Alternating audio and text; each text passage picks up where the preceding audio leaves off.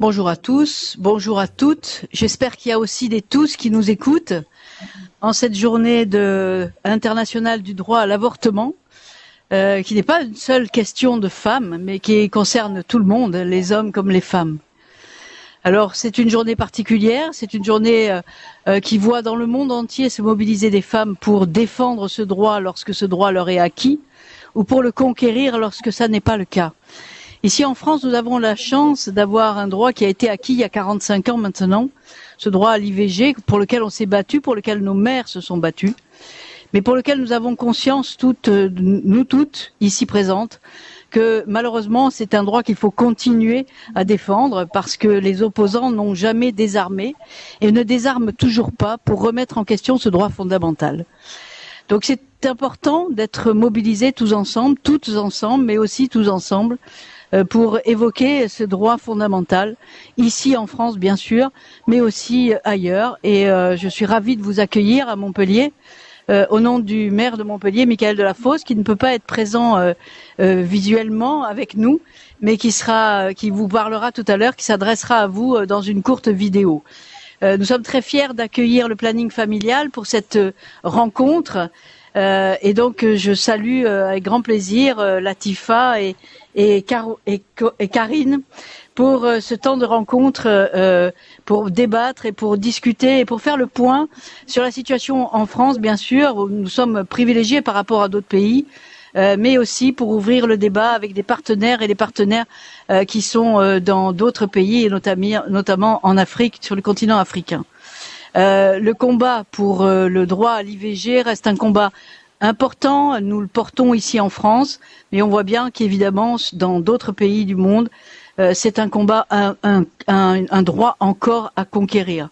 Trop de femmes prennent des risques dans leur vie lorsqu'elles sont confrontées à une grossesse qu'elles ne souhaitent pas, parce que quelle que soit la loi, une femme enceinte qui refuse sa grossesse fera toujours la démarche d'aller jusqu'à faire un avortement, même si c'est au péril de sa vie.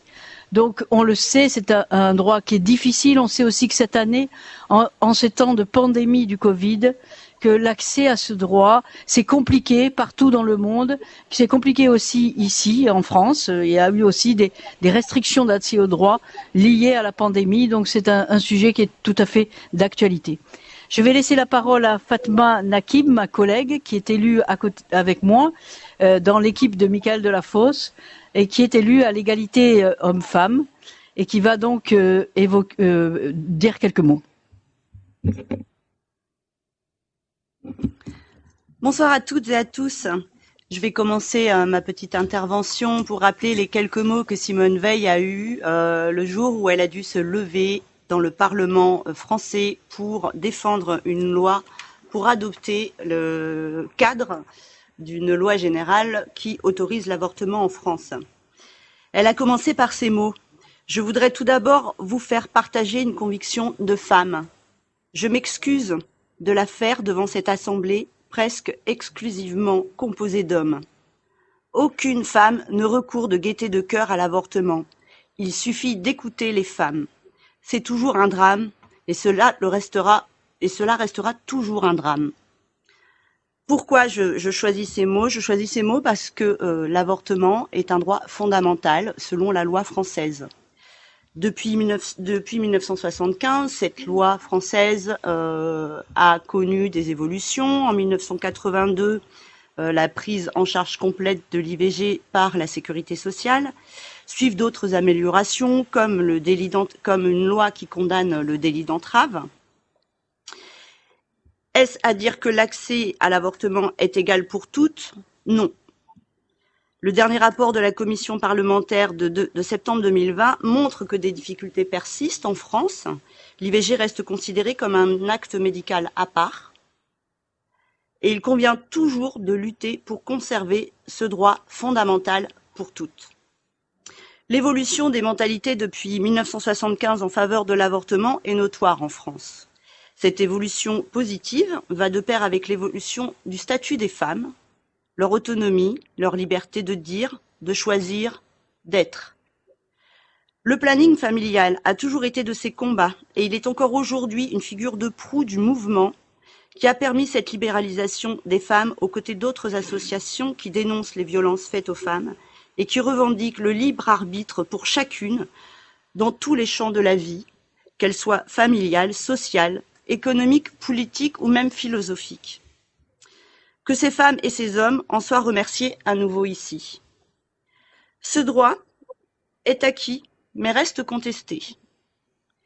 Et régulièrement, des manifestations émaillées d'incidents violents nous rappellent qu'en France, une opposition minoritaire cherche toujours à se faire entendre pour combattre ce droit qui est devenu fondamental.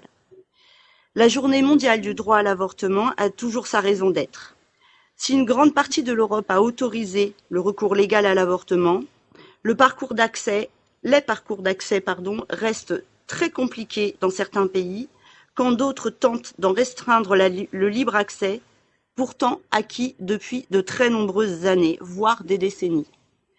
On a vu récemment aux États-Unis le président Trump nommer une juge dite originaliste à la plus haute juridiction américaine qui est la Cour suprême, ce qui n'augure pas de bonnes choses pour les femmes des États-Unis d'Amérique. Ailleurs dans le monde, les nouvelles ne sont guère meilleures. Les chiffres des études internationales montrent que des millions de femmes restent privées du cadre légal autorisant l'avortement, prenant des risques au péril de leur vie.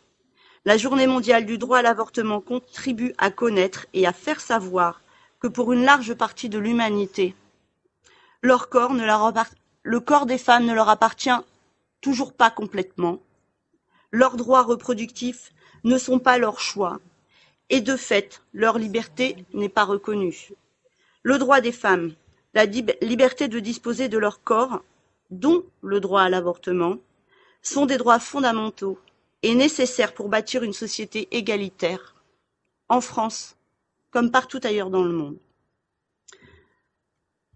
Nous allons vous passer une petite allocution de Michael Delafosse, qui n'a pas pu être présent aujourd'hui, mais qui soutient très fortement ce droit à l'avortement, qu'il considère comme étant fondamental pour les sociétés humaines et pour des sociétés égalitaires.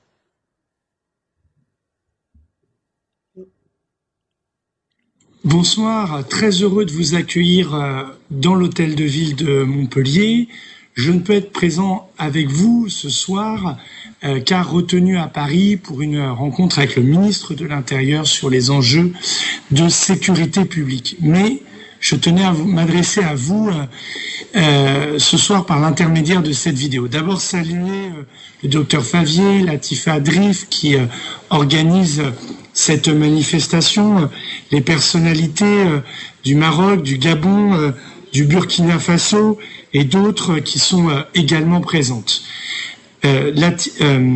Fatma Nakib et Fanny Dombrecoste sont la première adjointe et l'adjointe en charge de l'égalité, me rendront compte évidemment de vos travaux.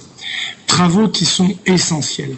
Essentiels à la fois parce que nous saluons cette année la mémoire de Gisèle Halimi, dont l'engagement pour le droit des femmes et plus particulièrement pour le droit à l'IVG dans les années 70 doit être honoré. Elle nous a quittés et nous devons saluer sa mémoire. On peut le faire protocolairement, mais on peut le faire en nous inscrivant dans la filiation de ces combats. En effet, le droit à l'IVG est une conquête. Il n'est pas une évidence. C'est un droit fragile en France et dans le monde. Et dans le monde, il reste en certains endroits à conquérir. Il est fondamental que la ville de Montpellier soit aux côtés de celles et de ceux qui partagent cette conviction que la modernité, c'est que chaque femme puisse librement disposer de son corps. Et pour cela, nous avons la responsabilité à la fois de soutenir la parole de nombreuses de celles qui revendiquent le droit à l'IVG, mais d'en garantir aussi l'accès. Et à Montpellier, il y a le planning familial dont je veux saluer l'action résolue en la matière. Il y a l'agence départementale des solidarités qui fait un travail très important aussi dans le quartier de la Paillade. Me réjouir qu'à Montpellier, en partenariat entre le département de l'Hérault et l'Université de Montpellier, se soit monté un lieu en lien avec le CHU pour garantir l'accès à la contraception des jeunes étudiantes et le droit à l'IVG. Nous devons résolument agir pour qu'il n'y ait pas de recul, car il y a des reculs qui sont à l'œuvre, y compris dans une société comme la société française. Et pour cela, en ma qualité de maire de Montpellier, je voudrais vous le dire avec beaucoup de conviction, je serai toujours à vos côtés, toujours, car il y a une histoire, il y a cette histoire de la loi Veil, il y a derrière le discours magnifique à l'Assemblée nationale de Madame Veil et le courage de parlementaires de la gauche et d'une partie de la droite pour voter ce texte. Il y a tout l'engagement des militants et des militantes. Et si être maire, c'est avoir des responsabilités institutionnelles, c'est ne pas reculer devant ses convictions. Et l'émancipation des femmes passe bien sûr par l'égal accès aux carrières professionnelles, passe bien sûr sur la représentation politique, passe bien sûr dans une place accrue dans la culture, et souhaitons-le un jour plus importante que celle des hommes. Mais elle passe par ces droits que je considère fondamentaux, que sont le droit à la conception et le droit à l'IVG.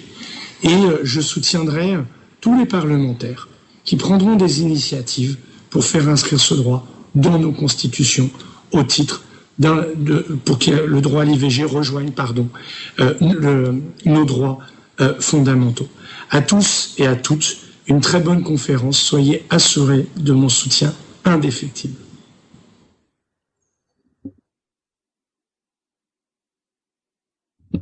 Merci beaucoup de cet engagement des élus de la ville de Montpellier.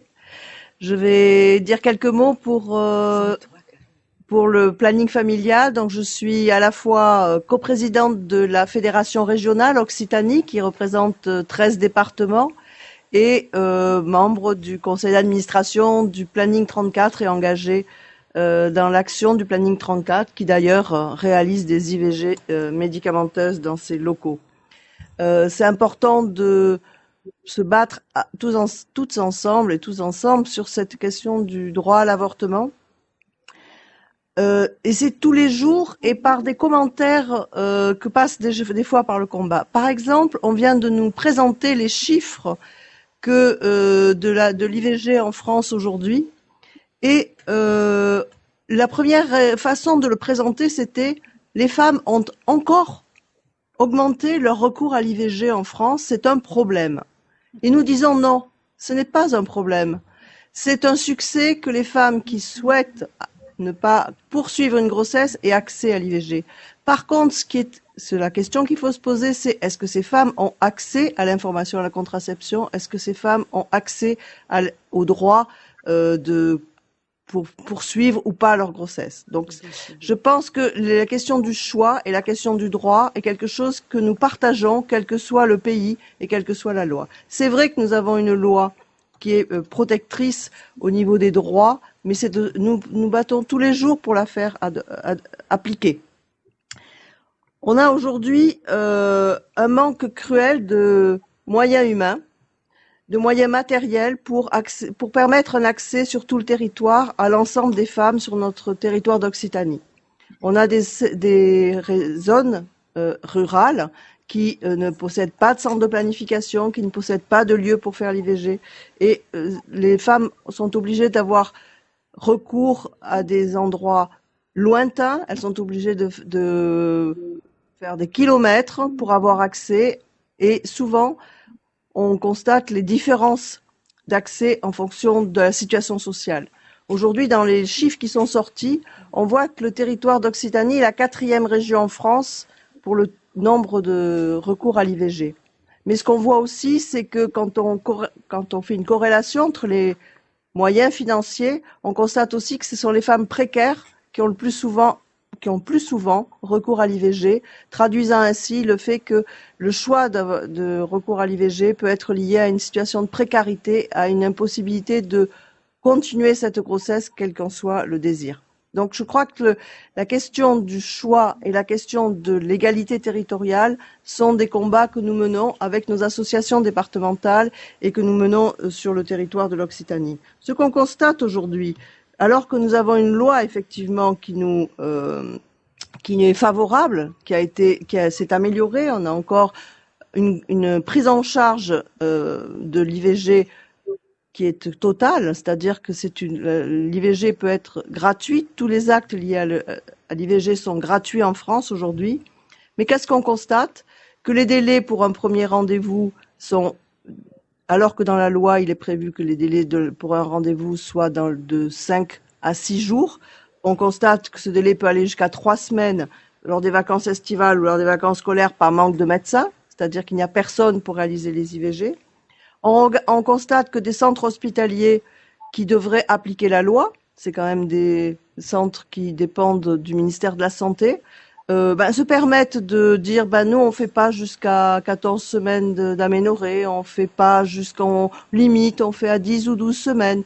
Donc se permettent d'interpréter la loi, ce qu'on ne voit absolument pas dans nulle autre pratique médicale. Donc on constate qu'il y a un espèce de droit de ne pas appliquer la loi parce que c'est une IVG. Dans certains centres hospitaliers, on refuse aussi le choix de la méthode. Normalement, dans la loi, il est prévu que les femmes aient le choix entre une méthode médicamenteuse ou une méthode instrumentale. Et ce choix n'est pas possible et on voit d'ailleurs dans les derniers chiffres augmenter de façon très importante les IVG médicamenteuses, ne permettant pas aux femmes qui en ont le souhait d'avoir recours à une méthode instrumentale pour des raisons aussi économiques, parce que on peut ainsi transférer sur la ville et libérer des hôpitaux et libérer les blocs opératoires quand il y a besoin d'IVG avec anesthésie. Donc on voit que les questions économiques passent bien avant le choix des femmes et que les mineurs en particulier souvent nous font part de leur souhait de pouvoir avoir accès à une méthode instrumentale et que souvent nous sommes en difficulté de pouvoir leur garantir que la loi soit appliquée alors que normalement tout est prévu et tout est accessible.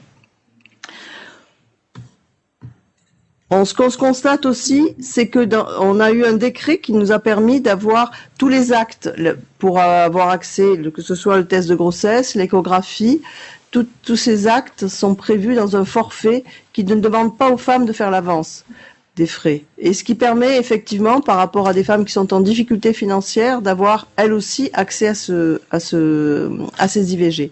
Et bien dans la réalité, on constate que les freins sont importants et que les femmes qui doivent pouvoir disposer de tout l'ensemble des outils pour réaliser l'IVG sont obligées d'aller faire un acte en ville, d'aller courir après une échographie, et ce sont tous ces freins qui sont des petits freins qui sont des obstacles quotidiens et qui touchent encore plus les femmes qui ont des problèmes financiers, qui ont des difficultés pour avancer l'argent d'une échographie, alors que normalement la loi leur permettrait de ne pas la faire, qui devraient pouvoir accéder facilement à un rendez-vous et qui ne peuvent pas le faire parce qu'elles cherchent les informations.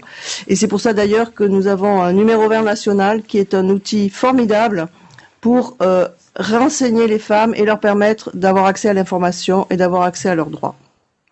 Alors tous ces freins, on pourrait dire qu'ils sont peut-être pour certains pays déjà des acquis, mais ce qu'on constate, c'est que ce qu'on retrouve en France comme dans tous les autres pays, c'est la culpabilisation.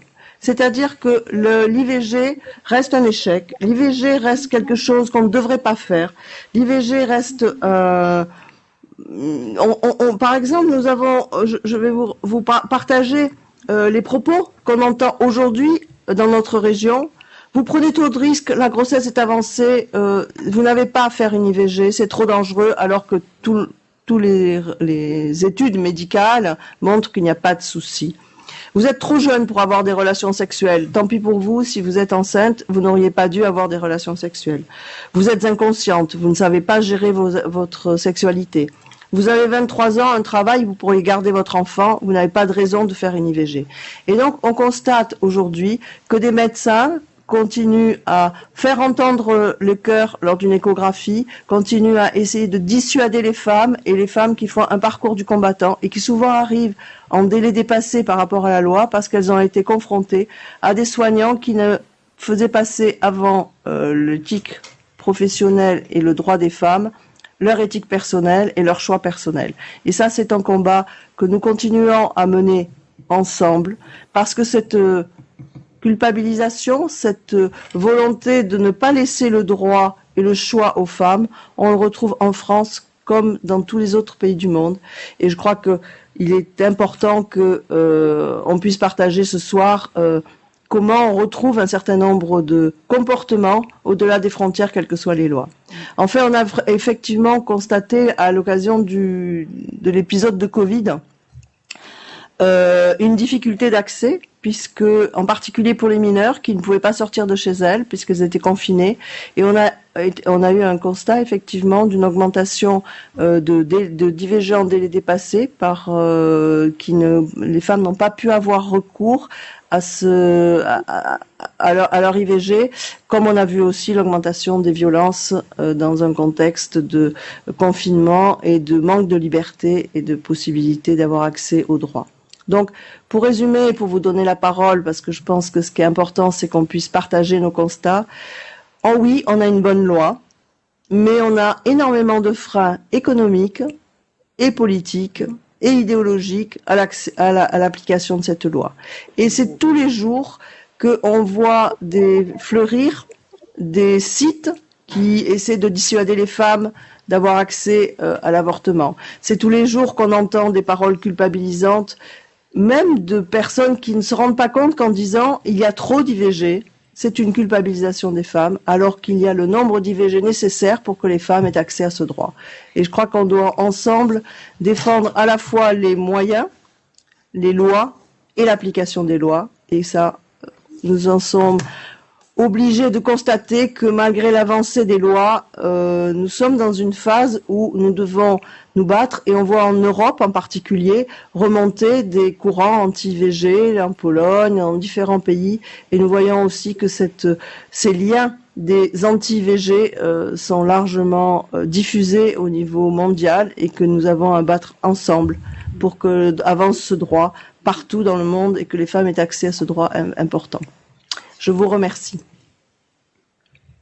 Karine, donc c'est à moi. Donc je vais passer la parole à Latifa Drif, qui est une militante très active que connaissent la plupart d'entre vous du planning familial et qui a aussi une longue expérience de ce combat au niveau international.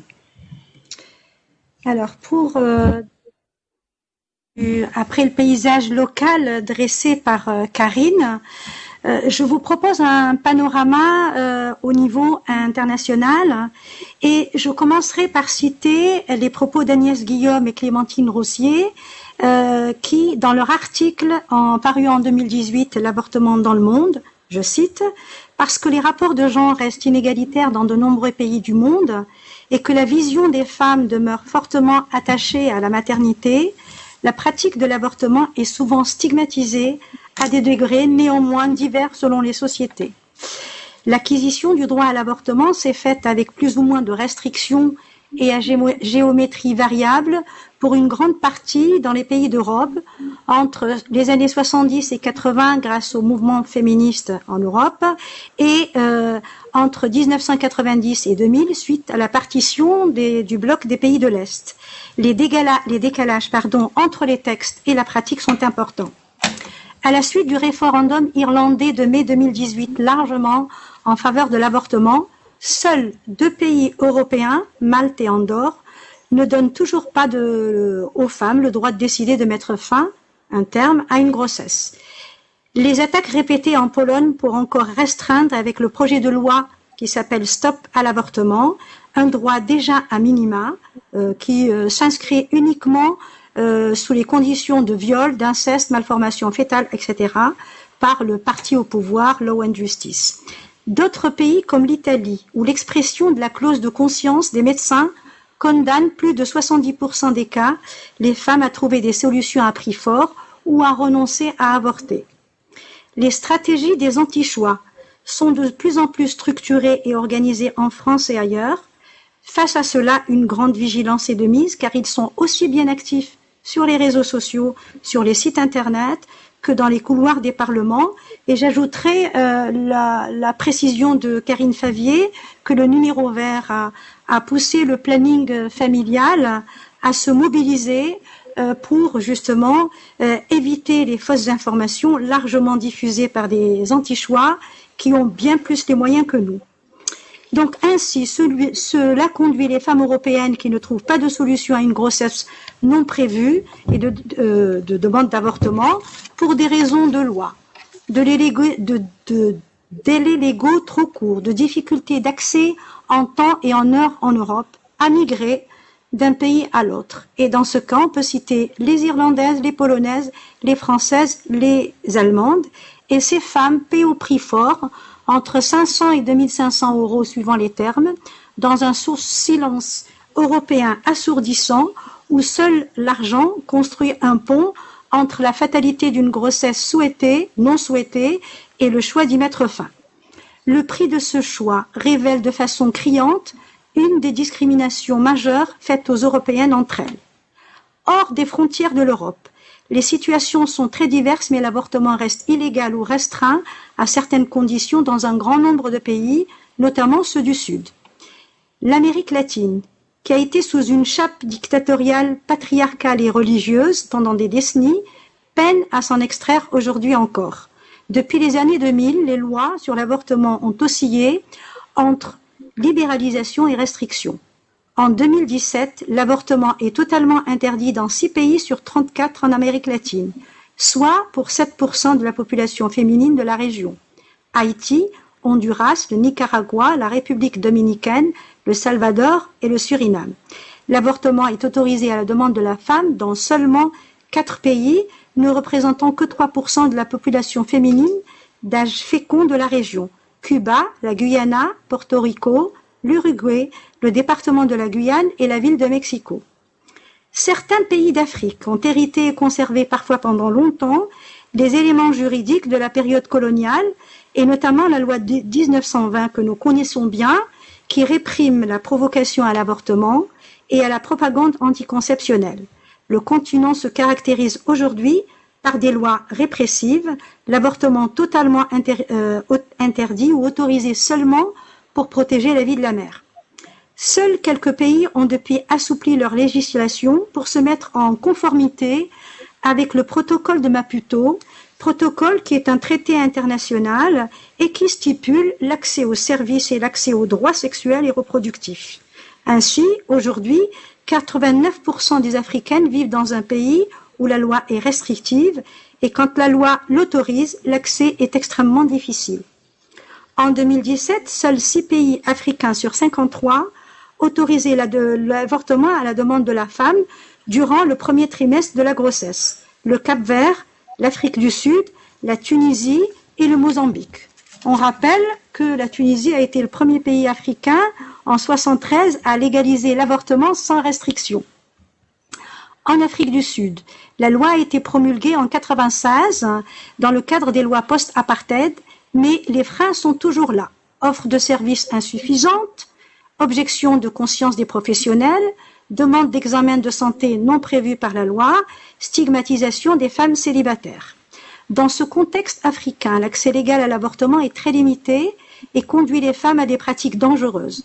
On estime à plus de 95% les avortements en Afrique qui auraient lieu dans la clandestinité.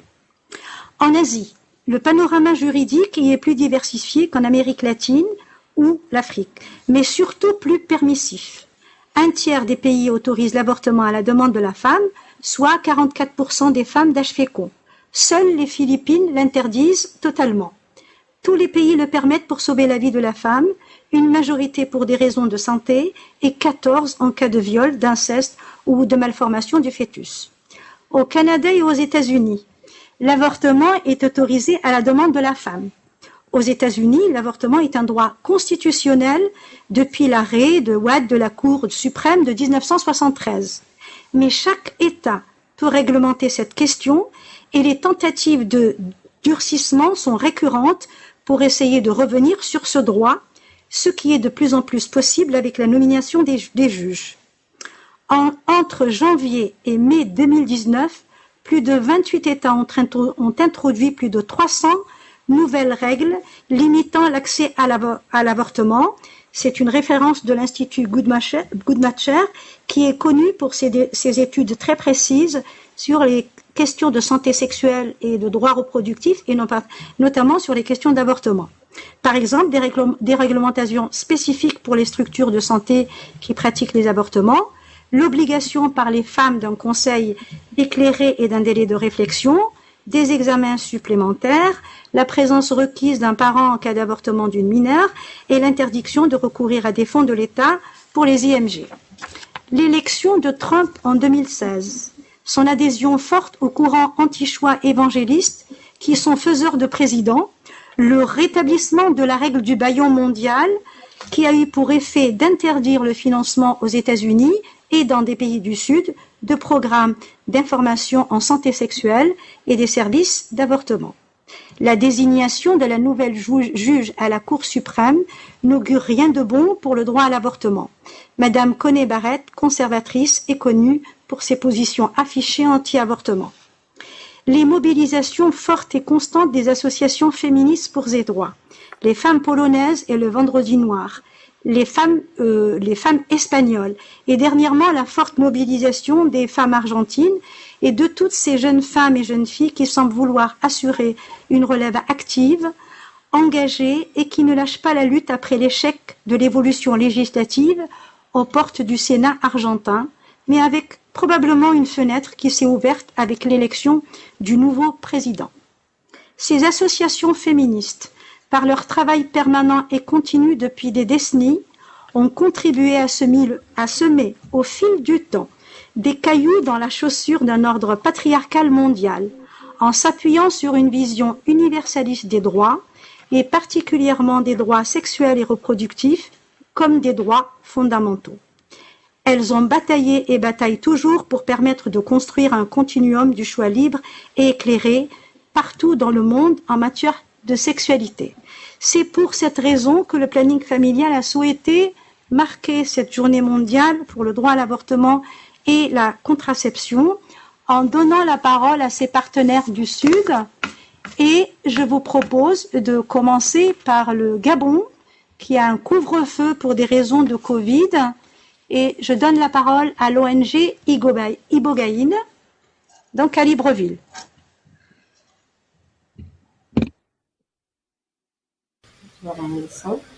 Bonjour tout le monde, enfin bonsoir. Tu m'entends? Bonsoir tout le monde. Bonsoir. Alors, au Gabon, comme Latifa et toutes les présentatrices de ce soir l'ont rapporté, le Gabon, c'est comme tous les autres pays africains, un pays qui a une politique nataliste et qui, avec le nouveau code pénal sur l'avortement, dans son article 244 et son article 245 de 30 juin 2020, a apporté un coup un peu plus dur à l'avortement au niveau du Gabon. En effet, avant, quand on pouvait avorter, on pouvait se rendre dans des structures privées et faire un avortement, même s'il n'était pas autorisé, on pouvait se permettre quand même d'aller avorter. Aujourd'hui, une peine de 5 ans de prison et une amende de 2 millions à l'encontre de tout prestataire ou toute personne qui aurait tenté d'apporter une aide, quelle qu'il soit, afin de faciliter un avortement. Cette peine peut même aller jusqu'à 10 ans maintenant d'emprisonnement et 5 millions d'amende si la personne récidive. Et s'il s'agit d'un personnel médical, il peut recevoir une incapacité d'exercer de sa profession jusqu'à même retirer complètement son brevet d'exercer. Alors, ils ont aussi ajouté une peine d'emprisonnement aussi à la jeune fille ou à la femme qui pourrait une peine de 2 ans et 1 million d'amende si la jeune fille a essayé ou tenté de pratiquer un avortement. Et comme le disait Latifa tantôt et les autres aussi, ils ont autorisé l'avortement que s'il y a malformation grave du fœtus, atteinte de la vie de la mère, inceste ou mineur en détresse. Toutefois, l'avortement thérapeutique n'est autorisé que sur un délai de 10 semaines. Pourtant, malheureusement, c'est un peu surprenant qu'ils décident de mettre cette loi en application autant dur, puisque l'EDS, l'étude démographique sanitaire du Gabon 2012 montre bien que l'âge sexuel d'activité des jeunes filles est de 15 ans, des garçons 16 ans, et que les filles de 15 ans ont déjà 15 à 19 ans ont déjà un enfant au niveau du Gabon ici. Il y a aussi la sexualité. On montre bien que la sexualité précoce nous donne aussi une idée aux références aux grossesses précoces et aux avortements clandestins qui concernent pratiquement les jeunes filles scolarisées, dont 57% des auteurs sont des élèves. Nous avons aussi les chiffres de la pilule du lendemain, qui est passé de 2016 de 19 557 vendus à pratiquement le double, le triple en 2019 à 57 075 vendus. Pour le début du trimestre 2020, nous sommes à 6 439, évidemment, avec les ruptures de stock que nous sommes victimes, que nous subissons ici au niveau du Gabon en termes de contraceptifs, malheureusement, et les conditions de la Covid et de tout ce qui s'ensuit aussi ne vont pas arranger tout ça. Les grossesses précoces ou indésirées entraînent souvent des avortements clandestins qui ont un impact sur la mortalité maternelle. Toujours selon l'EDS, c'est 316 décès sur 100 000 naissances qui sont dus à des avortements clandestins au niveau du Gabon.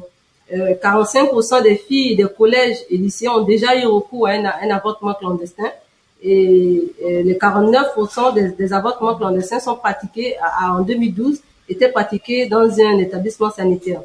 Malheureusement, avec cette nouvelle loi, les chiffres risquent de tripler, voire flamber, puisque la conséquence même désastreuses que nous avons eues pendant cette période de Covid, on a eu un féminicide qui s'est passé, un jeune étudiant en 5e année de médecine qui a essayé de pratiquer un avortement clandestin sur sa petite amie. Celle-ci est décédée malheureusement chez lui et il l'a découpée pour la jeter dans les latrines. Et c'est les odeurs putréfiées qui ont attiré les voisins et qui ont alerté les autorités. Donc c'est pour dire que cette loi ne va pas favoriser la vie des femmes enceintes ou des femmes qui désirent avorter. Pourtant, le Gabon, avec toujours ce TDS 2002, on sait bien que les chiffres en termes hormis les avortements clandestins, il y a aussi le fait de jeter des bébés dans les latrines et les caniveaux. Au Gabon, 23% des femmes ont déjà eu recours à un avortement au cours de leur vie. Nous avons aussi des abandons de et on estime avec ce TDS que quand les besoins en PF ne sont pas satisfaits, vu que la proportion des femmes en union ayant des besoins non satisfaits en matière de PF est de 27%, 19% pour espacer les naissances et 8% pour les limiter. Et on va aussi assister à un refus qu'on constatait déjà au niveau du pays, un refus du personnel de santé d'apporter de l'aide aux femmes ayant un avortement ou spontané ou autre, parce que il y aura des suspicions qui vont naître de peur de poser la main sur cette femme et de dire que c'est le médecin ou le corps médical qui est responsable de cela.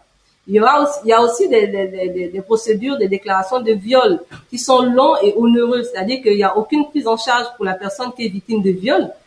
Si par exemple vous êtes victime de viol, mais vous avez une agression, une violence quelle qu'elle soit, au niveau du Gabon, il n'y a pas de logistique mise en place pour que vous puissiez, c'est-à-dire que c'est l'État qui puisse amener la plainte vers l'individu. Si vous amenez une plainte, on vous demandera à vous-même d'aller le porter à votre agresseur. Alors vous imaginez qui va amener ce document à son agresseur et lui dire je te convoque au tribunal si c'est pas pour recevoir encore un autre coup. Donc il y a tous ces violences-là qui existent dans notre pays. Avec la pandémie, même si les études ne sont pas encore sorties, sont en cours, on est pratiquement sûr qu'il y aura un impact très négatif sur ça et il y aura encore une augmentation des grossesses indésirées et sûrement des avortements clandestins. Il faut rappeler aussi que l'EDS révèle quand même que l'étude consacrée aux grossesses précoces en milieu scolaire et les dernières enquêtes sur les violences basées sur le genre révèlent la prise en compte de cette problématique par l'État, puisque pays pro-natalistes, les publicités, comme Latif l'a rappelé, sont interdites sur les contraceptifs. Les contraceptifs ne sont autorisés que depuis 2000. Les pays et les institutions commencent à se rendre compte puisqu'ils ont quand même ratifié, comme le disait Latif tout à l'heure, les conventions pour l'élimination de toute forme de discrimination, de violence à l'égard des femmes. Et la loi de Maputo aussi, ils ont aussi ratifié la loi de Maputo. Le Gabon fait également partie des 193 pays des Nations Unies engagés dans les programmes de DVD, développement durable, à l'horizon 2030. Un cadre de référence qui se décline en 17 objectifs. les ODD. Donc la SSR est au cœur de ce programme dans ces ODD 3 et 5. Donc je terminerai sur ça pour dire que ce nouveau code pénal sur l'avortement est vraiment un risque pour la liberté sexuelle aux droits des femmes. Merci.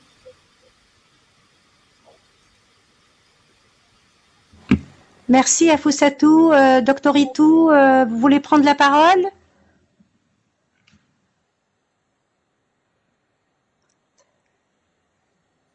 On va peut-être passer la parole à Port-Gentil, donc Nathalie et Mylène.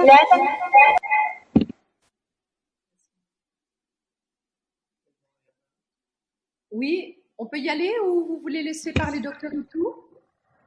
Non, mais je pense, Nathalie, tu peux y aller avec Mylène et Docteur Itou reviendra après. Oui, très bien. Alors, je m'appelle Nathalie Dupagne, je suis gynécologue et installée au Gabon depuis 22 ans. Et ce qu'Afsatou a dit avec des chiffres, eh bien, je l'ai vécu dans mon cabinet privé et j'ai été très fortement choquée, venant d'ailleurs, de voir le nombre de grossesses précoces, de jeunes filles qui étaient enceintes par hasard, pas par choix, de voir des grandes multipares, de voir les conséquences des avortements clandestins, les fausses couches hémorragiques, les infections. Et puis les séquelles à plus long terme, beaucoup de stérilité secondaire et même des morts, comme Afsatou l'a déjà dit. Et donc, en ayant un petit peu recherché pourquoi ça arrivait, il faut savoir que le Gabon est un petit pays à haut potentiel économique, une puissance pétrolière, il y a du bois, et peu peuplé. À peu près 2 millions d'habitants. Et donc, il y a eu une politique nataliste au lendemain des indépendances qui a duré pendant 40 ans. Et donc, la contraception, pas seulement l'avortement était interdit, mais la contraception n'a été dépénalisée qu'en 2000. Et il faut savoir que la pilule a été diabolisée. Donc, les femmes, dans l'esprit inconscient, c'est la pilule bouche les trompes, on ne peut pas prendre la pilule si on n'a pas encore eu d'enfant. Voilà, c'est très mauvais, etc. Donc, il a fallu beaucoup d'efforts, malgré la légalisation, la dépénalisation. En fait, c'est resté avec des idées reçues, des croyances, des mésinformations, etc., qui font que les femmes n'ont pas recours à la contraception et continuent à avoir recours comme moyen pour espacer les naissances à l'avortement clandestin. Comme nous l'avons dit précédemment, ce n'est pas les lois qui vont empêcher les femmes d'agir. Et à un moment donné, j'ai décidé d'agir, de quitter mon bureau de gynéco et de créer une ONG pour promouvoir les droits en santé sexuelle et de la reproduction donc des femmes et des jeunes, des femmes vulnérables et de la jeunesse. Et donc, on fait de la prévention, grossesse précoce, grossesse rapprochée, prévention des IST, du VIH et aussi des violences sexuelles, bien sûr. Cette ONG existe depuis 2014, elle s'appelle Sensibilisation Santé Sexualité et a comme slogan pour une sexualité saine, responsable et épanouie. Voilà, je vais laisser la parole à ma collègue Mylène, qui est l'actuelle présidente de 3S, pour vous parler un petit peu de ce que 3S fait sur le terrain au quotidien. Bonsoir, je suis Mylène Bia, sage-femme de formation et comme l'a dit Dr Dupagne, nouvelle présidente, elle reste notre fondatrice principale, mais nouvelle présidente de l'ONG. Alors, les différentes activités qui sont mises en place et qui se font avec des animateurs sociaux, c'est des séances d'éducation à la vie relationnelle, donc au niveau des établissements scolaires et secondaires. Donc, des séances à la vie relationnelle, affective et sexuelle. Des conférences débats dans les entreprises et dans les communautés. Aussi des formations de jeunes pères éducateurs, parce que ce qu'on avait constaté, c'est que parfois le message passait mieux avec un jeune vers un autre jeune. Donc, nous avons déjà 3 établissements où des jeunes pères éducateurs ont été formés et ils ont des clubs santé dans ces différents établissements. Il y a des sensibilisations grand public sur le VIH, la contraception, le droit des femmes, les violences et ainsi de suite. Et ces activités sont aussi menées conjointement parce que, comme je vous le disais, je suis sage-femme de formation et responsable d'une SMI, un service de santé maternelle et infantile. Et nous, en tant que sage-femme, n'étant pas souvent sur le terrain, nous profitons aussi et beaucoup de l'ONG 3S pour travailler ensemble parce que nous recevons dans nos bureaux des situations qui ont besoin d'être prises en charge, d'être écoutées et parfois nous n'avons pas le temps. Comme l'a dit Madame Afsatou tout à l'heure, c'est vrai que parfois le personnel est accusé de beaucoup de choses, mais il y a un manque de temps. Et ce que nous avons pris conscience aujourd'hui avec l'ONG, c'est qu'une partie des sages-femmes travaillent au quotidien dans cette ONG pour être plus proches et elles donnent de leur temps au moment où elles ne peuvent pas être dans les structures publiques. Au sein de l'ONG, au départ, Dr Dupagne avait mis un point écoute jeune qui après s'est vu transformé en centre de planning familial où toute personne peut être accueillie pour une information sur sa vie relationnelle, affective et sexuelle. Cet accès est gratuit, il est confidentiel. Les moyens de contraception y sont pilules, implants, stérilets, préservatifs masculins et contraception d'urgence sont disponibles et ainsi que des tests de grossesse urinaire et des tests rapides d'orientation et de dépistage du VIH. Donc, toutes ces activités sont menées au sein de l'ONG. Donc, la problématique de l'avortement est un sujet récurrent dans les activités de l'ONG 3S. Il est omniprésent dans les discours des jeunes et des femmes. Il n'y a pas un jour où il n'y a pas une jeune qui ne désire pas sa grossesse ou une femme vulnérable qui se retrouve dans la détresse vienne se plaindre. Donc, il est régulièrement abordé lors des demandes liées à la contraception et la planification familiale. La santé sexuelle et la reproduction intègrent la problématique de l'avortement et 3S en tient compte pour aborder le sujet sans tabou, mais en même temps en rappelant le contexte gabonais. Donc voilà un peu ce qui est fait au niveau de l'ONG par rapport à nous ici à Port-Gentil. Merci.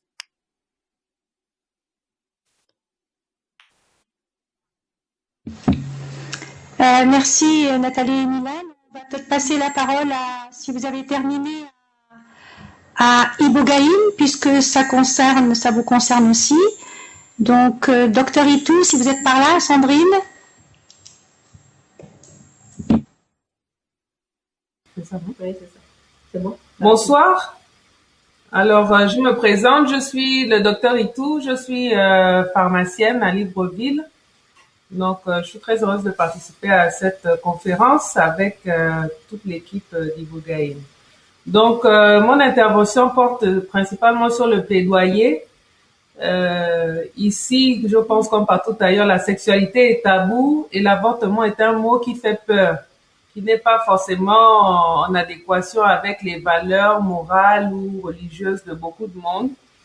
Donc, c'est pour ça que, après avoir évolué dans un environnement où l'avortement, comme l'a dit le docteur Dupagne, est interdit, hein, il a toujours été interdit, même avec la dépénalisation des contraceptifs, l'avortement a toujours été interdit et la nouvelle loi le confirme. Donc aujourd'hui, nous avons plus besoin de ce plaidoyer pour montrer aux autorités qu'il est important d'avoir une loi sur la protection, sur la SSR, donc la santé sexuelle et reproductive. Parce que toutes les autorités que nous avons rencontrées aujourd'hui, dès que vous leur parlez d'avortement, il y a un blocage. Il est hors de question de parler de droit à l'IVG au Gabon. Aucune personne ne pourra nous soutenir. Et c'est pourquoi avec le docteur Dupagne que nous avons rencontré en 2018, nous nous sommes rapprochés d'elle parce qu'avant il y avait le mouvement pour le bien-être familial à Libreville qui a fermé déjà depuis un certain temps. Donc la seule structure aujourd'hui qui parle de planning familial au Gabon, c'est celle de 3S, donc du docteur Dupagne. Nous nous sommes rapprochés d'elle pour essayer peut-être de faire une antenne à Libreville. Et après discussion, justement, on a vu que c'était pas forcément ce qui était suffisant. Il fallait aller un peu plus loin parce que même Docteur Dupagne, avec son association, a quelques soucis d'approvisionnement en contraceptifs. C'est pas toujours évident.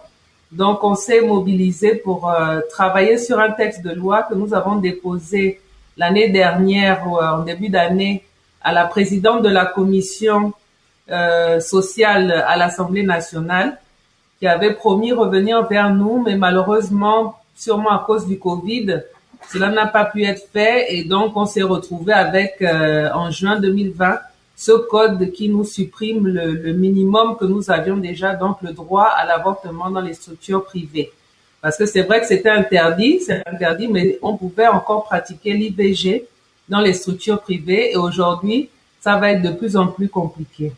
Donc, voilà pourquoi nous insistons sur le plaidoyer qui doit être mené avec le docteur Dupagne, avec d'autres associations. Dès que le Covid, la situation sanitaire sera améliorée, que les regroupements seront possibles, on va reprendre les activités et repartir à l'Assemblée pour demander justement quelques amendements sur ce nouveau code qui nous prive de beaucoup de choses. Voilà, je pense que...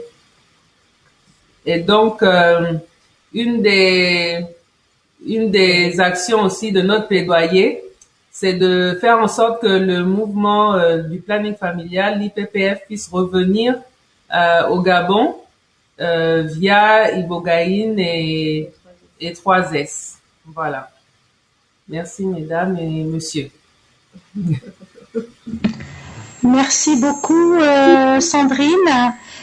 Vous avez un message de Philippe Nkoma, qui est chercheur à l'Université franco-gabonaise de Libreville. Alors, il dit ceci, il dit que la loi sur l'avortement stipule une discrimination, puisque quand il s'agit de viol, c'est une mineure qui est autorisée et pas une majeure.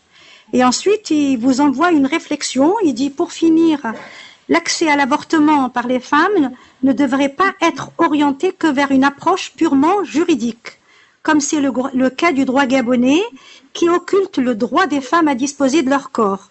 Une approche multidimensionnelle devrait être privilégiée, notamment sociale, économique, juridique, biographique, psychologique, etc., ce qui permettrait au niveau juridique d'avoir des dispositions en matière de droit à l'avortement plus réalistes. Voilà. Maintenant, c'est le Burkina, c'est ça? Non, le Maroc après. On va passer la parole au Burkina Faso, Marie-Salomé Zumgrana. J'espère que ça va marcher. On va inverser les deux. C'est pas grave. Merci. Vous m'entendez? Merci beaucoup. Je me nomme Marie-Salomé Zumgrana et je vous remercie pour l'opportunité que vous m'offrez pour aborder cette thématique qui est un sujet très sensible au Burkina. Je dirais même que c'est un sujet tabou. Et pour preuve, cette journée mondiale de dépénalisation de l'avortement existe, mais on n'en parle pas trop au Burkina Faso.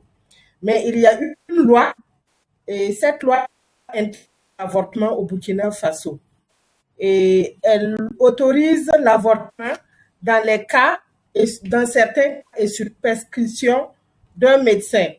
Lorsque la poursuite de la grossesse met en danger la vie et la santé de la femme enceinte, en cas de viol et d'inceste, et celui qui peut autoriser l'avortement en cas d'inceste, c'est le ministère public, et ceci dans un délai de 14 semaines.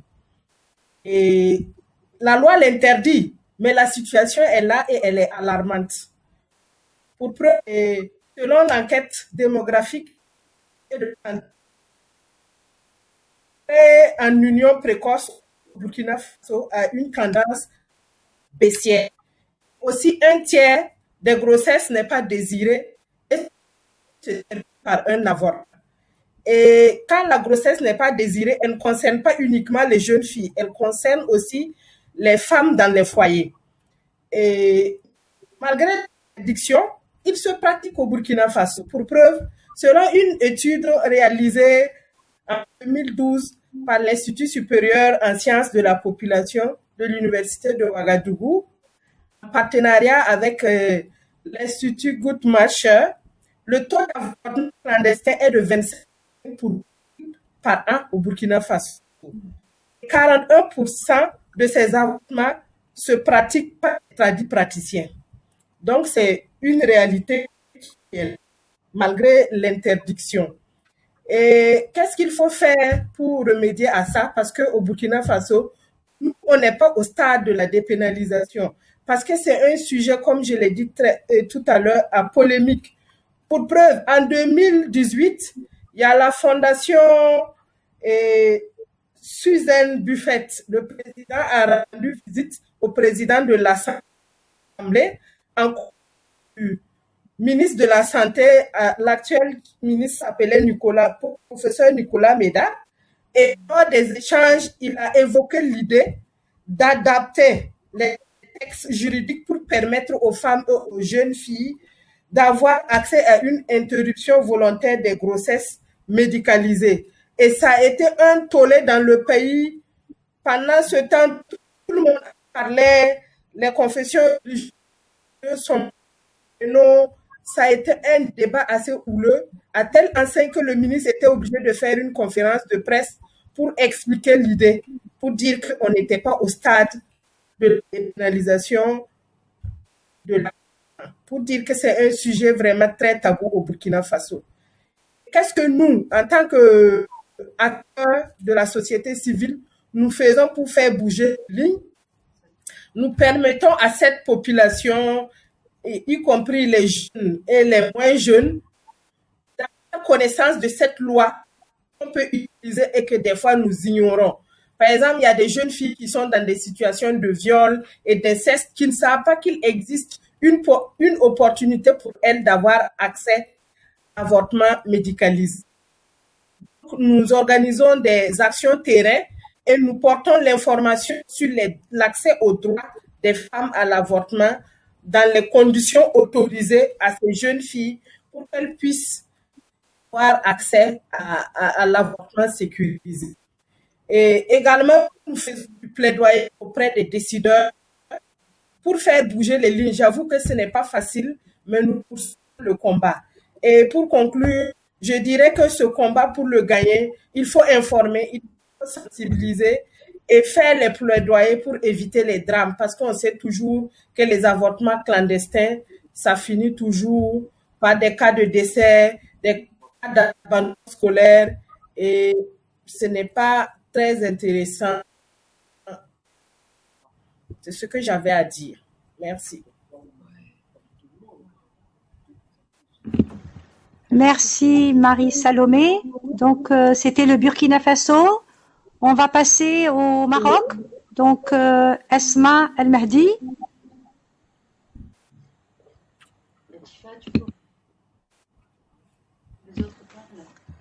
Est-ce que vous pouvez couper les micros quand les autres parlent? Nathalie, Marie-Salomé, Afsatou et Docteur Itou, Sandrine, est-ce que vous pouvez couper, s'il vous plaît, les micros de façon à ce que la connexion soit meilleure? Bonjour, c'est Asma Mehdi. Je suis enseignante à l'université Sidi Mohamed Abdallah. Je suis loin du domaine médical, mais je suis activiste droits des femmes. En fait, par rapport à l'avortement au Maroc, je voudrais commencer peut-être par une réalité de la société civile et particulièrement des associations de droits des femmes au Maroc qui ont une approche qui est essentiellement axée sur la réalité. Nous gérons des structures de prise en charge des femmes et la gestion de ces structures, notamment de femmes victimes de violences de genre, et c'est la gestion de ces structures qui nous permet de remonter de l'information par rapport à l'existant pour dire d'une manière ou d'une autre que telle réalité sociale nécessite un changement au niveau des textes de loi parce que cette réalité est injuste et vu que c'est injuste, c'est à la loi de s'adapter pour pouvoir donner accès aux femmes marocaines à la dignité. Bon, là, il s'agit de notre approche. Qu'en est-il de l'avortement au Maroc? En fait, légalement, l'avortement, il est autorisé s'il s'agit d'une interruption médicale de grossesse justifiée par la nécessité de sauvegarder la vie de la mère. Si la vie de la mère est estimée en danger par un médecin, il est au droit d'envisager une interruption de grossesse. Pour cela, il doit obligatoirement prendre l'avis de 2 médecins consultants, dont l'un doit figurer sur la liste des experts auprès des tribunaux. Après examen et discussion, les médecins attesteront par écrit que la vie de la mère ne peut pas être sauvegardée comme moyen d'une telle intervention thérapeutique. En fait, il n'existe aucune donnée hospitalière chiffrée disponible pour le moment sur les interruptions médicales de grossesse dont celle réalisée, je veux dire, dans la plus parfaite légalité.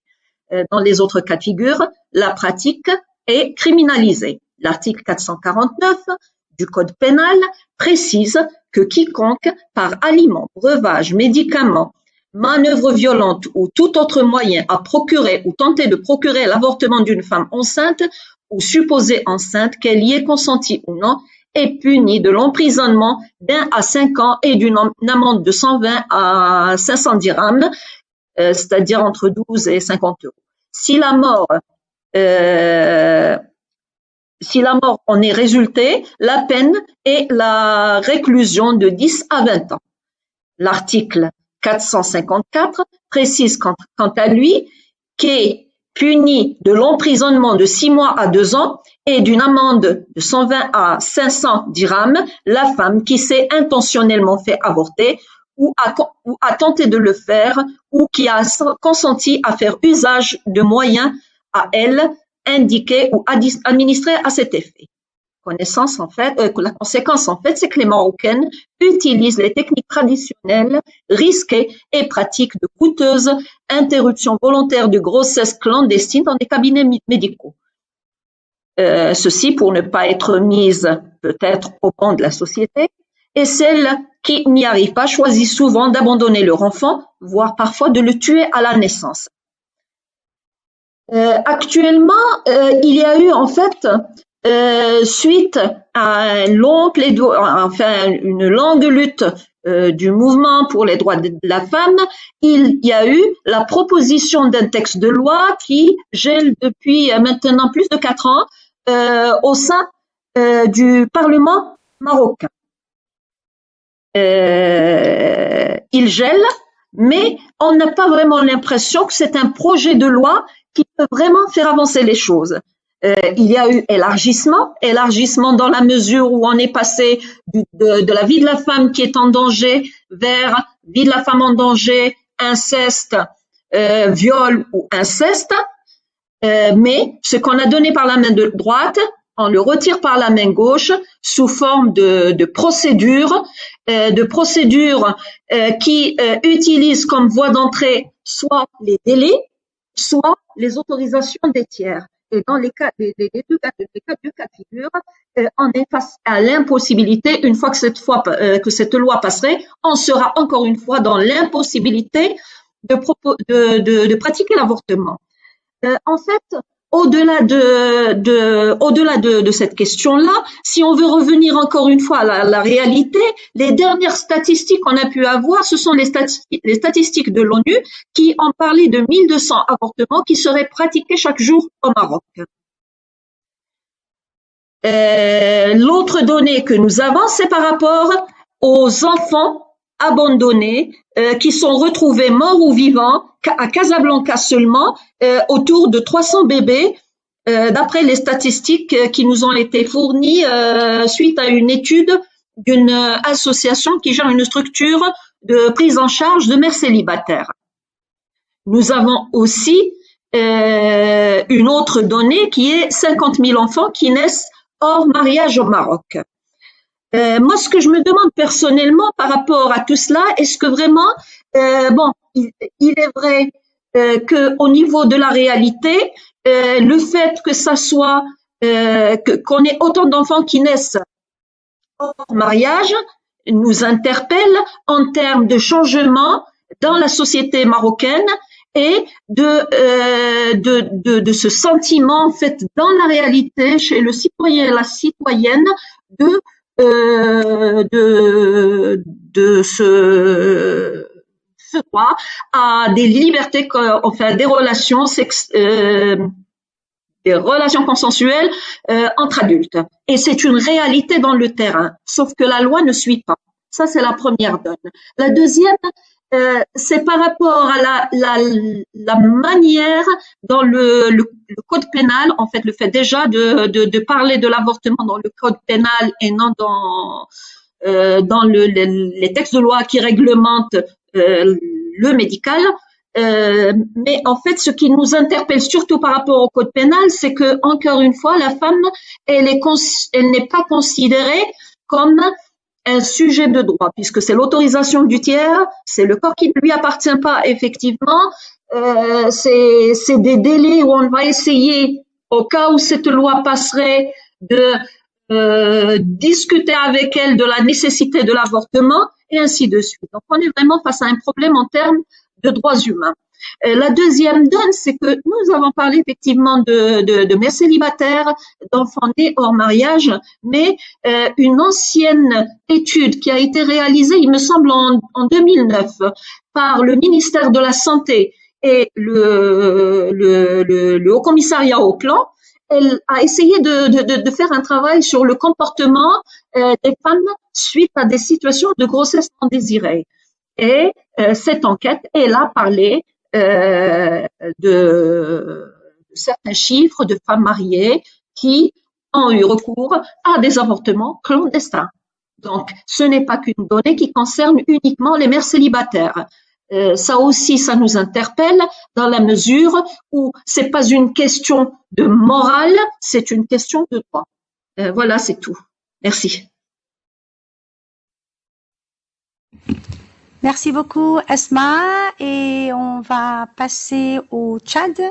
Et c'est Gersande qui va nous parler de l'avortement au Tchad, puisqu'elle participe à un programme de coopération et de solidarité internationale. Bonsoir, Gersande Marceau. Je suis sage-femme et militante au planning familial de l'Hérault ici. Avec le planning familial, on est partenaire d'Expertise France pour un programme qui se passe au Tchad. Le dernier programme s'est passé sur 4 ans, de 2016 à 2020.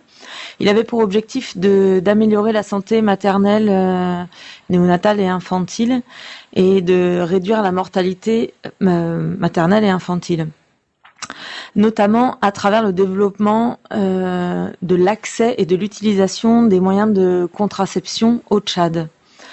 Pour ce qui était de notre partie au planning familial, nous avions pour objectif de former les professionnels de santé, les sages-femmes et les agents communautaires de santé à la promotion des moyens de contraception et de la planification familiale dans son ensemble, afin d'améliorer son accès et son utilisation.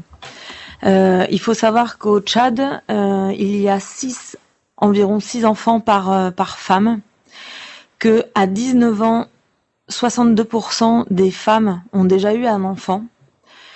Ça peut s'expliquer par les mariages précoces et donc du coup une entrée dans la sexualité très précoce, avec pour conséquence des grossesses précoces aussi. La mortalité maternelle est très conséquente. 860 femmes meurent pour 100 000 naissances vivantes, ce qui est très important. Et 34 enfants meurent à la naissance pour 1000 naissances. On avait pour objectif avec Expertise France d'augmenter le nombre de femmes contraceptées au Tchad afin de limiter les grossesses non désirées et de diminuer la mortalité maternelle, parce qu'une femme qui ne désire pas une grossesse souvent ne fait pas suivre sa grossesse et accouche dans des conditions parfois très précaires. Au Tchad, actuellement, seulement 6% des femmes en âge de procréer, entre 15 et 49 ans, ont accès à la contraception. Sur ces 6% de femmes-là, seulement 6% des femmes l'utilisent quand elles sont en mariage et 21% des femmes qui sont hors union utilisent des moyens de contraception. Là aussi, la contraception est pas égalitaire puisque seulement 61% des femmes connaissent les moyens de contraception et dans ce pourcentage-là, seulement 48% connaissent les moyens de contraception dits modernes, c'est-à-dire stérilets, dispositifs intra-utérins, les injections, l'implant, les pilules. Pour le reste, elles utilisent des moyens de contraception dits traditionnels qui sont l'utilisation des calendriers, l'allaitement, le calcul de cycle, la glaire cervicale, qui sont des moyens d'espacer les naissances, mais pas de contraception. En tout cas avec des efficacités relatives. Par là même, l'avortement au Tchad est interdit et autorisé uniquement dans le cas thérapeutique lorsque la santé et la vie de la femme enceinte est en danger et lorsque le fœtus présente une affection de gravité particulière. Il est rappelé dans la loi 006 que l'interruption thérapeutique de grossesse ne doit pas être considérée comme une méthode contraceptive.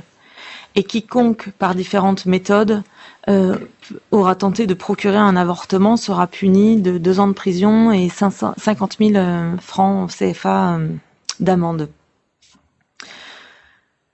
La réalité sur le terrain est que, et on le sait toutes et tous, lorsqu'une femme a décidé de ne pas garder sa grossesse, elle avortera par n'importe quel moyen, au risque même de perdre sa vie.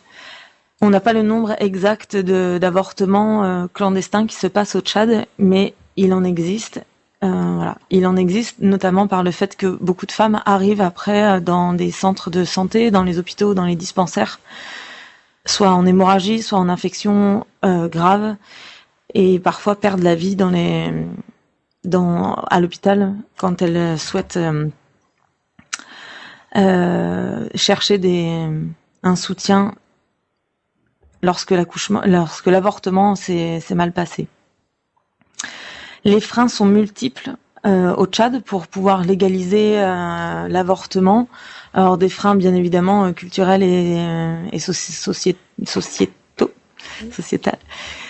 comme la société patriarcale dans laquelle le Tchad est, la forte politique nataliste qu'il y a, puisque plus on a d'enfants et plus on est reconnu, notamment pour les hommes, comme quelqu'un de très fertile et de très fort. La religion qui a vraiment une grosse empreinte au Tchad interdit la légalisation de l'avortement. Voilà, et puis toutes les représentations qu'il y a autour de la sexualité. Il y a très peu d'accès à l'éducation à la sexualité, très peu d'accès, comme on l'a vu, à la contraception, ce qui a pour conséquence un nombre important de grossesses non désirées. Voilà, il est important aussi de rappeler que l'avortement est vraiment un droit fondamental, que c'est un droit pour l'accès à l'égalité entre les hommes et les femmes, pour que les femmes puissent vivre leur sexualité sans nécessairement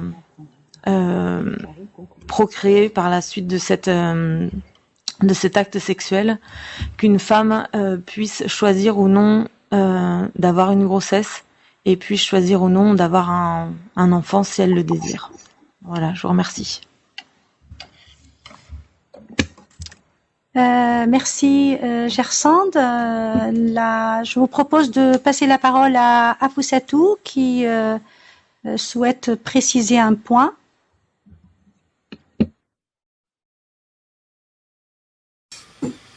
C'était pour rappeler que, je pense, en janvier, il y a un forum qui va se passer au niveau de Libreville sur l'avortement, où il y aura d'éminents professeurs et autres. On espère qu'à travers ce forum, je pense que Latifa aussi, tu viendras, Inch'Allah, tu seras là avec nous. Et ce forum, on espère, va peut-être aider à un peu poser le problème de l'avortement au niveau du Gabon. Alors, moi, je voulais poser la question au Gabon sur la contraception d'urgence. Là, vous dites toutes que la contraception d'urgence est très utilisée et que probablement la démarche des femmes s'inscrit dans la maîtrise de la fécondité. Est-ce que vous pouvez nous en dire plus? Je sais que Dr Itou, vous avez écrit là-dessus.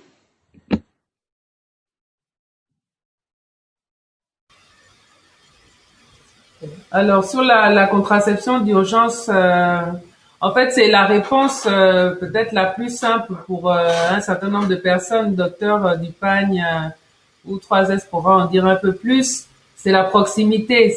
On va rapidement à la pharmacie. Aujourd'hui, c'est une contraception d'urgence. On ne demande pas d'ordonnance, même si dans la pratique, moi j'ai vu des personnes, même dans mon officine, refuser la pilule du lendemain parce que leur conviction ne leur permettait pas ou ils se sentaient pas autorisés à délivrer la pilule du lendemain à quelqu'un qui venait la leur demander. Donc c'est un débat. C'est plus facile pour certains que d'autres. Il y en a qui achètent peut-être, c'est vrai, les chiffres sont extraordinaires, mais il y en a, ça arrive. Moi, ça m'est arrivé. Un homme qui vient demander 2 ou 3 boîtes de pilule du lendemain. Donc, il n'y a pas que les femmes qui achètent la pilule du lendemain, même les hommes au Gabon l'achètent. C'est peut-être plus simple que d'avoir à payer un acte d'avortement plus tard, qui est plus coûteux. Voilà. Donc, Docteur Dupagne veut intervenir. Oui, elle peut prendre la parole. Je ne sais pas comment ça se passe. Oui, Nathalie, Docteur Dupagne.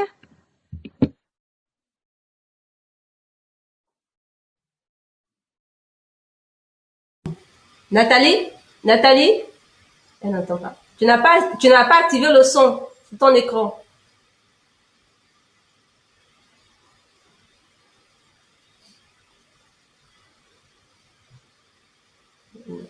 On n'entend pas. C'est chez elle qu'on n'entend pas. Nathalie, est-ce que tu nous entends? Nathalie, tu nous entends? Oui. Et vous?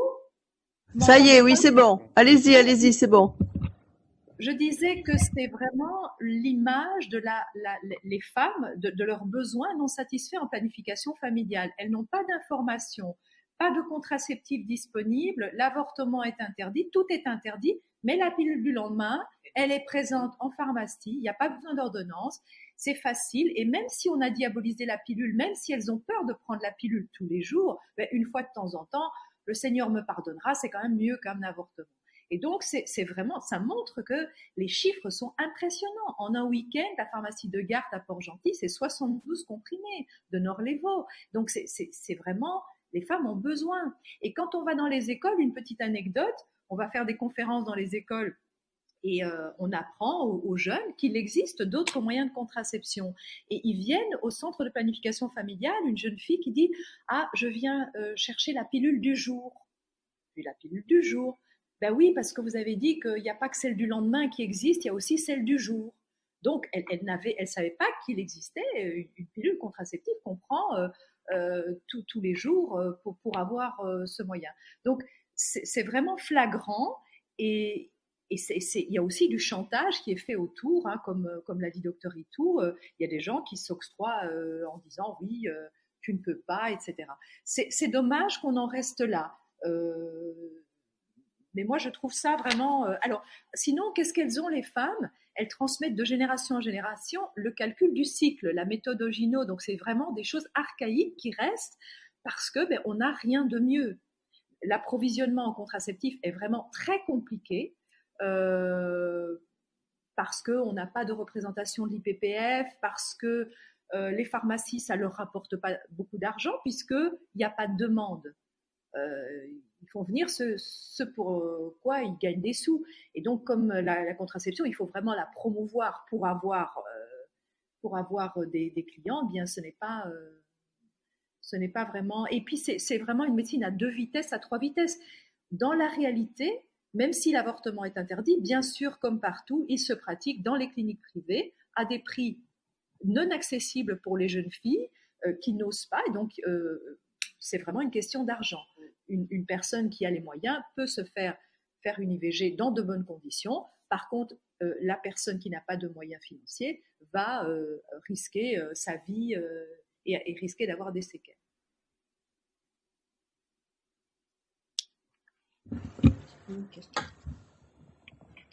Oui, j'avais une question concernant le militantisme.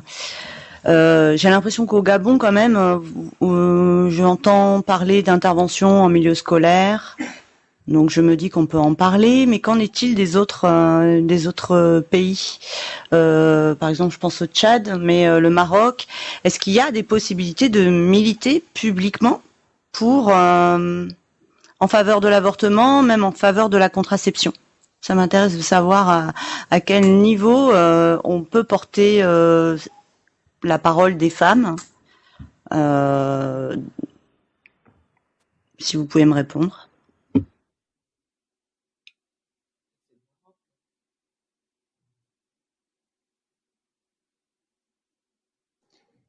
Bon, je commence par le Maroc. Oui, ok. Donc pour le Maroc, je crois que pour ce qui est de la contraception, le problème ne se pose pas puisqu'il y a une politique officielle par rapport à la question de la contraception et qui est venue en termes de réponse à des besoins étatiques. Donc c'était pas pour répondre à cette question de la possibilité pour la femme de contrôler sa fécondité qu'une politique contraceptive a été mise en place. L'association qui est la plus visible, si on veut, par rapport à la question de la contraception, c'est le planning familial, ça s'appelle planning familial, et c'est une association qui à un certain moment, c'est une ONG étatique, c'est une ONG, moi je dirais, et qui à un moment ou un autre a été chapeautée par l'une des princesses. Mais toujours est-il qu'en termes de résultats, ça a donné chez les femmes ce sentiment qu'elles pouvaient contrôler leur sexualité, et c'est ce résultat-là qui est intéressant pour nous en tant qu'activistes de droits des femmes, puisque ça les a quelque part sensibilisés à quelque chose qui relève de leurs droits. Par rapport à l'avortement, c'est une autre histoire. L'avortement, c'est interdit par la loi, mais c'est pour ça que j'ai parlé pour les associations pour le mouvement féministe au Maroc. Nous essayons de donner de la visibilité à la réalité pour dire qu'il y a un dysfonctionnement entre ce qu'il y a dans la réalité et les textes de loi qui sont devenus carrément obsolètes. C'est sur cette base-là qu'on essaie de militer. Or, la réalité nous fait savoir que des enquêtes officielles de l'État, du ministère de la Santé, montrent que les jeunes ont de plus en plus de vie sexuelle librement consentie. Ces données de l'État, ces données officielles de statistiques officielles nous ont dit aussi qu'il y a des femmes qui sont mariées et qui ont eu recours à des avortements clandestins. Ce ne sont pas nos données, ce sont les leurs. Nos données à nous, qu'est-ce qu'elles nous montrent? Elles nous montrent par contre que quand il y a un avortement clandestin, et il y en a plein, ça impacte, ça porte préjudice à l'enfant qu'ils disent vouloir défendre, puisque pour une grande partie de cas, c'est soit des enfants qu'on va tuer, qu'on va mettre dans les poubelles, soit des enfants qui vont naître avec des malformations, et Dieu sait qu'on en a dans nos structures de prise en charge de mères célibataires. Les données, encore une fois, elles nous montrent que la majorité des personnes qui n'ont pas pu recourir à ces avortements, elles sont exclues socialement. Donc, il faut pas qu'on travaille avec ces doubles.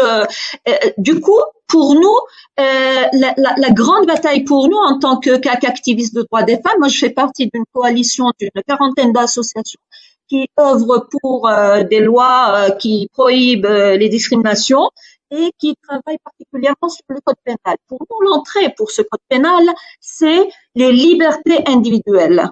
Et quand on parle de liberté individuelle, l'avortement en fait partie. Pas que l'avortement, c'est aussi les droits entre adultes consentants. Et pour nous, c'est vraiment notre cheval de bataille parce estime qu'en changeant ce texte de loi, déjà, ça va créer une brèche par rapport à l'argumentaire, que ça soit l'argumentaire religieux, puisque nous avons un gouvernement, c'est le PJD, c'est des fondamentalistes, et ça va aussi les mettre en contradiction par rapport à leurs arguments. Voilà, je crois qu'il faudrait que on va peut-être demander au Burkina qui s'est pas beaucoup exprimé si Marie-Salomé, vous voulez compléter sur les questions qui étaient posées sur l'éducation à la sexualité. Est-ce que c'est possible au Burkina et est-ce que ça fait partie de vos objectifs? C'est vrai assez que rapidement, voilà. Oui, c'est vrai que la question de sexualité c'est un sujet tabou, mais on a la possibilité d'aborder ces questions dans les milieux scolaires et dans les quartiers du Burkina Faso. Et le Burkina Faso a vu... Tu voulais dire quelque chose, Gersa? Politique d'amélioration de l'accessibilité de la population aux méthodes contraceptives. Et c'est pour le 26 dernier, et les autorités ont lancé publiquement dans la région des Kassa, qui est une région du Burkina Faso, la gratuité des méthodes contraceptives. Dans la comment se passer, est-ce que ça sera effectivement possible? Sinon, depuis le 26, les méthodes contraceptives sont gratuites au Burkina Faso. Voilà. C'est ce que je voulais ajouter. Sinon, nous intervenons librement sur la question de l'accès à l'avortement. Ça, toujours, on n'en parle pas très souvent. Voilà. Merci. Un petit mot pour le Tchad et puis après on va être obligé de conclure parce qu'on arrive à l'heure. Oui, je voulais compléter par le fait qu'il existe au Tchad l'association du planning familial, la STBEF, qui fait partie aussi qui sont membres de l'IPPF, dont lequel le planning familial français aussi est membre. Ils font un travail aussi sur l'éducation à la sexualité sur le terrain, notamment dans la capitale à N'Djamena. Il faut aussi savoir qu'au Tchad, la contraception est autorisée depuis peu et elle est toujours marquée très fortement par l'autorisation du mari pour que sa compagne sa femme puisse avoir accès à la contraception. Or, cette loi, dans la loi, les textes de loi disent bien que la contraception est vraiment sous la seule responsabilité de la patiente, de celle qui la prend. Et en dernière chose, là, il faut savoir que l'éducation aussi à la sexualité se fait beaucoup dans les causeries, dans les quartiers, par les agents communautaires de santé qui se déplacent dans les quartiers, dans les salles d'attente des hôpitaux pour parler de la planification familiale et la promotion des moyens de contraception qui existent et qui sont gratuits au Tchad. Voilà. Merci à toutes. Un petit mot de conclusion. Merci beaucoup à toutes les participantes. Merci à la mairie de nous avoir accueillis. Je ne sais pas si vous avez partagé comme moi le fait qu'on retrouve de façon universelle, certes à des degrés divers, que les femmes ne sont pas des sujets de droit et quand les droits existent, il y a des résistances pour leur reconnaître la capacité à les exercer. On a constaté aussi les inégalités sociales à travers les pays d'accès à l'IVG. Quand on a les moyens, on peut trouver une solution. Les inégalités territoriales quand on est en milieu rural ou quand on est en ville. Mais on voit que partout, il y a un enjeu. Le corps des femmes ne leur appartient pas et une volonté du système patriarcal de contrôler le corps des femmes, en particulier autour de la procréation. Et ça, c'est quelque chose que l'on retrouve ici ou chez vous de façon différente, mais les mêmes choses qui s'expriment. De toute façon, les femmes ont recours à l'avortement à leurs risques et périls quand la loi ne l'autorise pas. Et l'avortement n'est pas une question médicale, mais les médecins s'arrogent trop souvent le droit de décider, par exemple chez nous, de la clause de conscience pour refuser de faire des avortements alors que c'est inscrit dans la loi. Alors les femmes ne meurent pas de maladies que nous ne pouvons pas traiter. Elles meurent parce que la société n'a toujours pas décidé que leur vie méritait d'être sauvée. Car on est bien là au cœur de cette question d'égalité, de la place des femmes dans les sociétés, de leurs droits en tant qu'humaines, de la validation, de l'acceptation d'une égalité réelle de fait, et pas seulement de principe, au sein des sociétés de ce monde essentiellement régi par des hommes. Nous avons encore un long chemin. Le Forum Génération Égalité, qui va se tenir en 2021, a décidé avec une coalition dédiée de mettre en avant ces droits sexuels et reproductifs.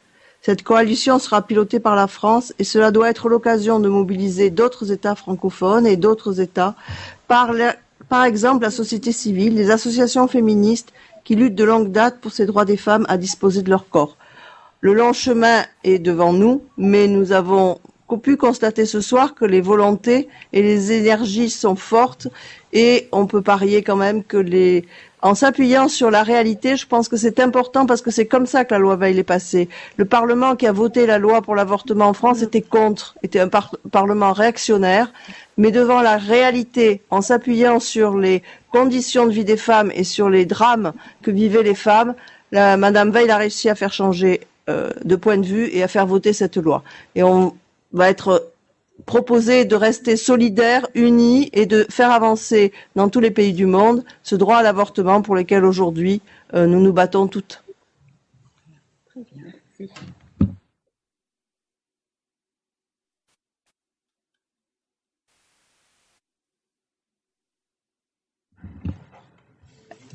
C'est fini là. Moi, je voulais terminer par un proverbe africain que vous connaissez bien. Marcher seul, c'est aller vite, et marcher ensemble, c'est aller loin.